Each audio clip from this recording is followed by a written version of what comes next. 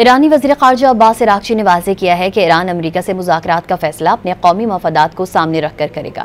Iran के सरकारी TV को इंटरव्यू में ईरानी वज़ीर ख़ारजा अब्बास अराग़ची ने कहा कि ईरान का उसके एटमी प्रोग्राम पर अमेरिका से बातचीत दोबारा शुरू करने का फैसला मुकम्मल तौर पर उसके मफादात पर मुनहसर होगा।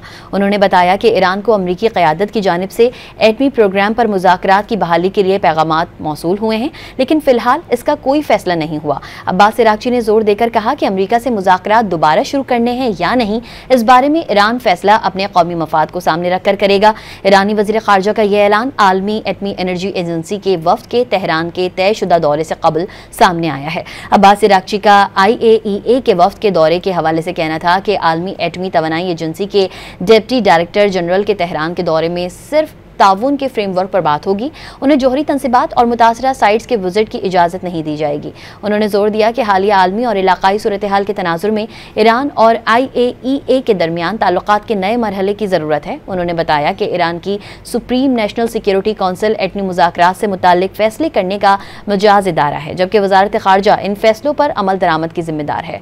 अमरीका और उसके इत्तेहाद ईरान पर इल्ज़ाम आयद करते हैं कि वो एटमी हथियार तैयार करना चाहता है, जबकि तेहरान का मौक़िफ़ है कि उसका प्रोग्राम पुरअमन मकासद के लिए है।